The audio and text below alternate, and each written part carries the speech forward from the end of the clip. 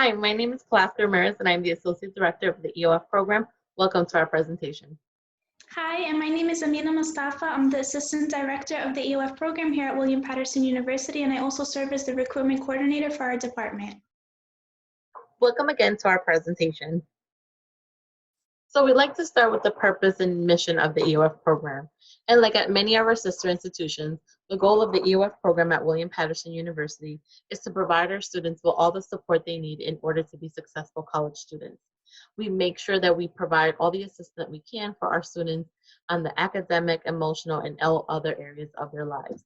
We make sure that from our summer program all the way to graduation, that we're providing the support and connecting our students to all the resources in order for them to be comfortable and successful. Benefits of being an EOF student.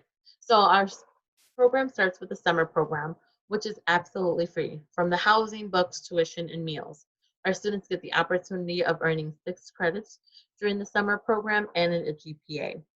Our students are all connected to an EOF counselor, which is myself, Ms. Mustafa, Mr. Cologne, and we are your counselors all the way from the summer program to graduation.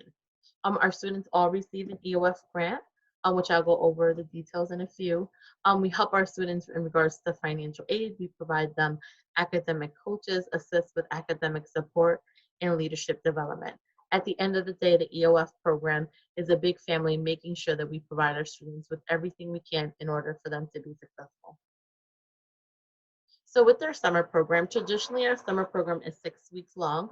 It's residential and it begins the first week of July to about the second week of August.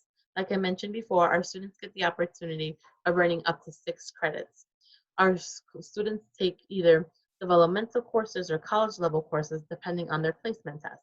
So some of our students take college reading or basic mathematics and or college writing, power, justice, and freedom, gender, lives, and society. Our college level courses are all courses connected to our university core curriculum. Our students also get the opportunity of taking an introduction to their college. So for example, a student that is either in math, computer science, public health, or nursing will take an introduction to the College of Science and Health. This gives students the opportunity to have a better understanding of what the expectations are of their college, as well as visit the labs and kind of start already connecting to their future goals. We want to make sure that our students very early, because we know that it's very important to them, start connecting their majors to their careers and making sure they have a clear path to graduation. In addition, our students get to attend academic and enrichment workshops, and these are facilitated by us as well as different members of the William Paterson community. It's important to us to have the members of the community meet our students and our students meet them in order to make sure that they understand what are the different services being provided. So our students get to meet our financial aid staff, residence life, campus activities, and other departments. Our students also get to participate in the Pioneer Leadership Institute, where our students are able to work with the campus activities staff and make sure that they work on their leadership skills and also complete a community service activity. Additional components of the summer program.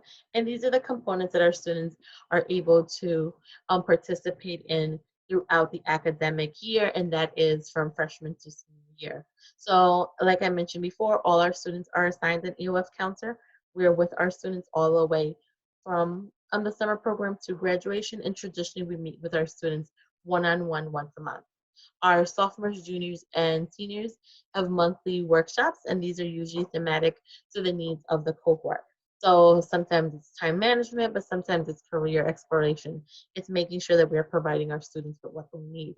Our first year students, our freshmen, have different workshops because they participate in Willpower, which is a first year experience program for our students. All our freshmen also participate in our empowerment conference. And then we have other programs for career and graduate schools, Images, which is our women empowerment group, our honor society, our annual senior recognition dinner, that even though it's for our graduating seniors, we have a lot of freshmen, sophomores, and juniors that participate as presenters and making sure they're connected and kind of see the end goal from the very beginning. And our book loan and book deferment program, in addition to other service learning activities. So financial assistance. A lot of the times we hear that students are told that EOF pays for everything, and we sincerely wish we could. Unfortunately, we provide our students with a financial grant that is either $775 per semester for our resident students or $650 per semester for our commuter students. So we do cover entirely their summer program, the residence halls, the meals, as well as your courses. But throughout the academic year, unfortunately, we are only able to provide students with an EOF grant of, like I mentioned, 775 or 650. So when we're looking at students applying to the EOF program, we're looking at an average applicant that has about a 2.5 GPA. Now, it's okay if you have a little bit below that or if you're, definitely above that. We still look at all applications, but that is our average GPA that we kind of tend to have. As you know, William Paterson University is test optional, so we're not looking at SAT or ACT scores unless you're applying for very specific majors and programs, such as the nursing major, if you want to be considered for the honors college, or if you want to be in consideration for any merit-based scholarships. Our income eligibility scale changes every academic year, but for this academic year for 2020-2021, this is currently how it looks. This is not unique to William Paterson University, our EOF program. All our sister institutions follow the same criteria as set forth by the state. If you believe that you are a little bit above, and again, it kind of is based on the household size, right? We still encourage you to go ahead and apply and still submit your income information, because sometimes you're not taking things into consideration, or maybe you're not looking at the correct number. So we still do encourage you to go ahead and apply, even if you think you're a little bit above, and allow us to go ahead and review that, and then we'll kind of communicate accordingly. The application process. So first thing is first, you would have to apply to William Paterson University through the application. You can also apply through the Common App. If you do, it takes about, I believe, 48 hours for you to go ahead and get a William Paterson ID number.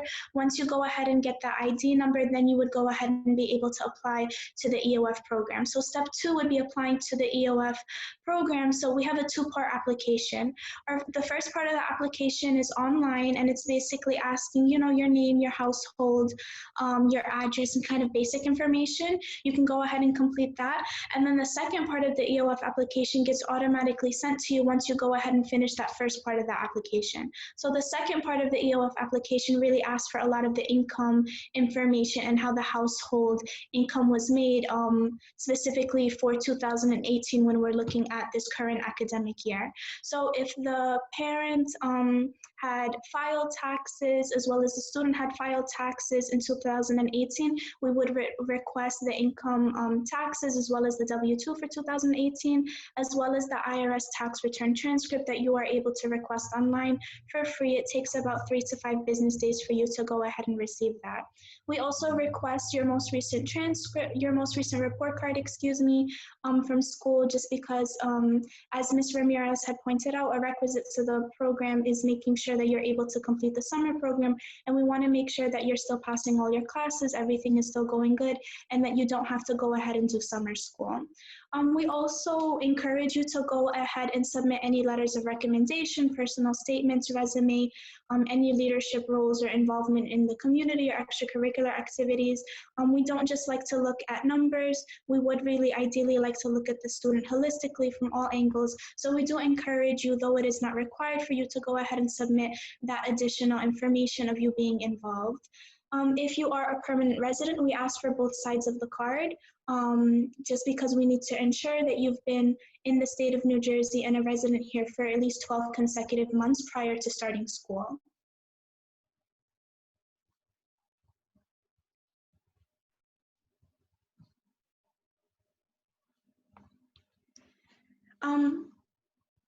So additional information that we would likely request is if you were receiving any Social Security benefits or anything of that sort.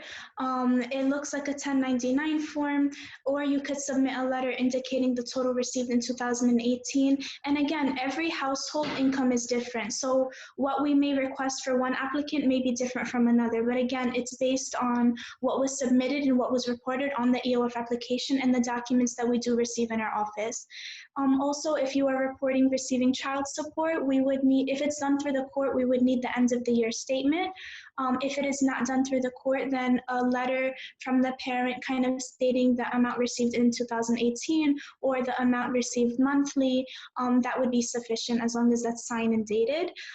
If you are receiving unemployment benefits, you would receive a 1099-G form. It looks very similar to a W-2, so we would request that. If you are receiving TANF, a letter from the Office of Social Services indicating how much you received that year would be sufficient. We also require and request a business income form if there is business income reported on the taxes. So that is traditionally line 12 of the taxes. Business income does not necessarily mean that you do have a business. It could mean that you are an independent contractor. So things that we have seen in the past is perhaps hairdresser, makeup, landscaping, Uber, taxi driver, things of that sort would be considered a business income. And so while we realize you may not have more than one employee and that you're the only one kind of working in that position, it is still a requirement that, that we have in order to ask for. We would also ask for the SNAP form. So we know that sometimes it might be difficult for you to go ahead and receive that documentation from the office. So you are welcome to go ahead and submit the SNAP form, and it would simply ask for the caseworker name, the amount, and what county you're receiving that benefit from. We also would require the rental real estate royalties partnerships as corporation and trust form if we see that that is reported on the taxes for 2018. If you do have a property, we would also ask for the property tax assessment and the most recent mortgage statement, and we do that in order for us to assess the property value. If you do own a house, you are still welcome to go ahead and apply to the Eof program because sometimes it's not technically considered an asset depending on how much is still owed on the home and what the property value would be. We also ask for the monthly resource and expenditure statement form if there are special circumstances where perhaps a member of the family that is not the biological or adoptive mother or father is providing income for the household. So sometimes that might be an older sibling, it might be an aunt or uncle, it might be a grandparent. So in those circumstances and situations, we would ask for that to be submitted. We also would request a guardianship document in cases where there is guardianship or custody, and we would then send it over to the financial aid office for clearance and for their judgment on it. And then based on that, we may or may not request more documentation for an appeal if that is what the financial aid office requires to be determined. So we know that that's a lot of information. You are welcome to contact us through either phone, email, or fax. Our fax is actually connected to our email. I know that that was a lot of information, especially in terms of the documents that we do require and that we request from our office, but we are more than willing to help and to kind of explain why the documents are needed, where you might be able to find them, if we can be of assistance, or if you have any questions about the program and kind of why we're asking for these documents, we are definitely more than willing to kind of help you through that process. Hello again.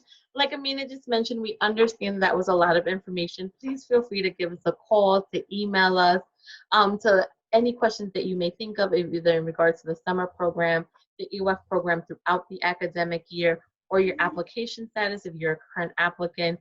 We're here to help, and we're here to provide any information that you may need. Yeah, absolutely. Thank you for coming.